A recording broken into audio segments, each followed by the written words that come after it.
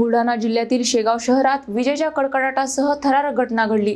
उंच झाडावर वीज कोसळून काही क्षणातच ते जळून खाक झाले।